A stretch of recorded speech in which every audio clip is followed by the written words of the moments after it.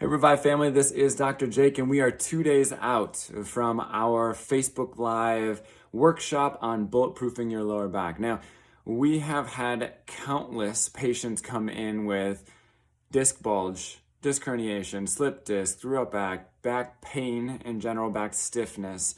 And so many times people will come in and say, I've never had back pain, but I just went and picked up a paperclip, or I bent over to pick up my child, or I bent over to pick up a piece of paper.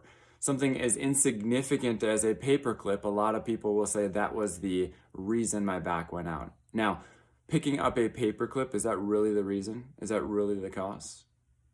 You may or may not know, but for a lot of people, you're like, oh, no, that's definitely not the problem, right? This is insignificant and light. But what it really is improper lifting, improper movement of your lower back that has caused a breakdown. As for example, if I were to open up this paperclip and I were to bend this flexible metal the wrong way multiple times, yes, it looks fine, yep, it's working, it's bending, I'm lifting things, I'm doing things, but what we know is that this improper lifting is actually going to cause damage. Right? The improper bending that was happening with this metal is very similar to what can happen in our own back. We know that if we have improper alignment, if we have improper form when we're lifting and moving, we see grinding, we see tearing, we see damage happening over a period of time that ultimately leads to the straw that broke the camel's back. And that may be something simple like picking up a pencil or a piece of paper or a paper clip. But we know that that is a result of many years possibly of improper lifting and improper form. And so what I want to encourage with you today is to focus on your lifting, to work on your lifting. Now, some of you are like, well, I don't lift. Okay? I'm not just talking about the weightlifting that we do in the gym. Now, yes, this applies to that for sure, but this also applies to lifting your child, to lifting the pots outside that you are now putting out. This is in regards to shoveling. This is in regards to picking up even things in your garage, things in your house, resituating, even as people are going through spring cleaning and maybe you're trying to get rid of different things, maybe you're picking up kids' toys. We know that we're lifting things constantly throughout the day, whether it's even your purse or your backpack, right? We know that lifting is a normal piece of life. And so what I want to be able to do today is show you how to and how not to lift things, how to bend over, how to go ahead and even do things like shoveling or moving boxes. Now, I'm going to go ahead and first show you how to lift. Now, if you go ahead and watch me here. Now, Jada, my daughter, just turned a year old. Now, she is roughly 25 pounds, just as much as this dumbbell right here. Now, we know for a lot of people, 25 pounds may not seem like that crazy of amount, right? But what most people look like, so say you're carrying your daughter, okay, like this, and then you're gonna go ahead and set her down. The most common way, the most harmful way to set her down would be to round your back and set her down this way, okay? Now, proper lifting, whether that is a dumbbell or whether that's your daughter, right? Whether that's a paper clip, the best way to do that is shoulder width stance. From the side, you're going to want to make sure that butt is going backwards first, back is flat. So what we see is butt goes back, like you're gonna sit in a chair. Back is flat here, not rounded, okay? We're not bending down to pick it up. We want to be able to go ahead and keep that flat back. Butt goes backwards, and then we're squatting down this way, okay? See how flat my back is? When we grab that weight, then we go ahead and keep that flat coming up, keep it nice and close to your body, and then you have it here, right? So that's gonna be an awesome way to be able to lift properly, but once again, you're gonna go ahead and it's butt backwards, back flat, and then setting the weights down and being able to do that, even if it's an air squat, right? Air squats need to have that good form. That's gonna be good for your hips, your back, your knees.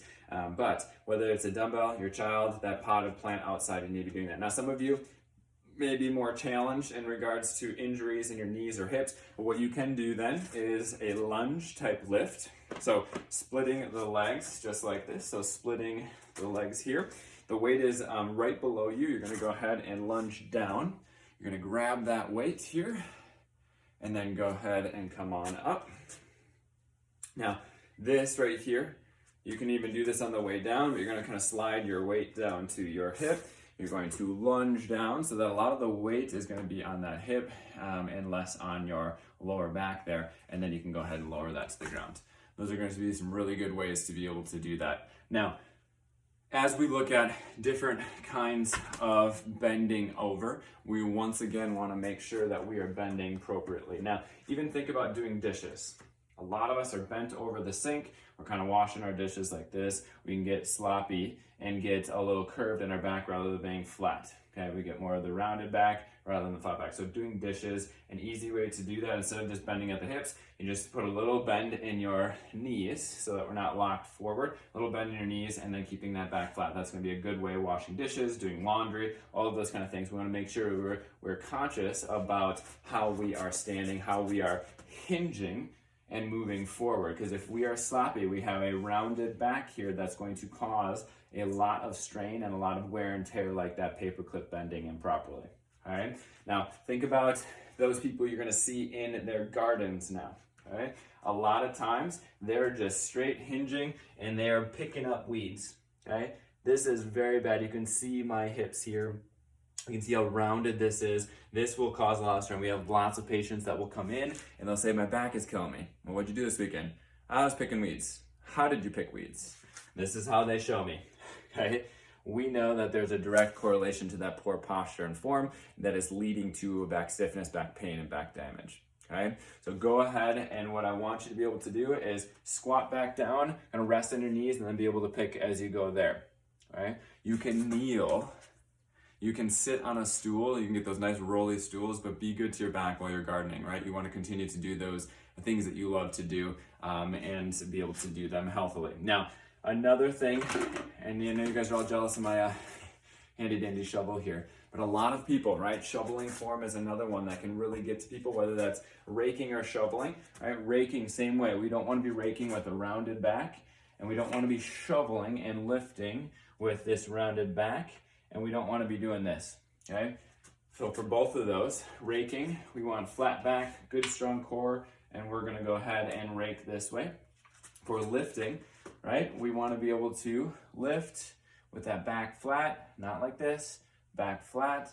You're going to shovel and pick that up close to your body and then stand back up and go ahead and dump this. Now, the other big challenge for a lot of people is they shovel and they twist. Shovel, twist. Now, if I have a rounded spine and I'm twisting, we have two different planes of motion that are causing damage and trauma to this. So go ahead and lift your shovel, your rake in that same good form as well too. So similar thing, just practical things here for you guys. But yes, watering can. I think a lot of people, you see this all the time. We're bent over, we're reaching. Any kind of those reaching motions are where we can get into trouble. So I would really encourage you, whether you're lifting, whether you're reaching, whether you are doing something as simple as dishes and laundry, to go ahead and really make sure that your form is going to be ideal. Okay. Now, we are never going to be perfect, but we can excel towards that, right? It's progress over perfection. So continue to be aware. That's where it first starts. And are you aware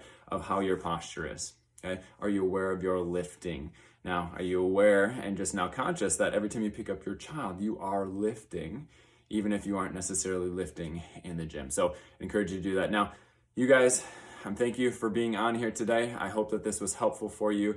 Our talk coming up is going to be, I think, a good eye opener for so many people. And there are lots, there's millions of people around the country. There are probably thousands right here in our city that are struggling with back stiffness, back pain, sciatica, different issues. So if that's you, or you know somebody or your family member, go ahead and invite them to this group, and we'll go ahead and let them join so that we can actually help them truly get to the cause of their problem and be able to live a pain-free and a healthy life. So hope that you are doing well today. Have a wonderful rest of your day, and I look forward to seeing you tomorrow and Thursday.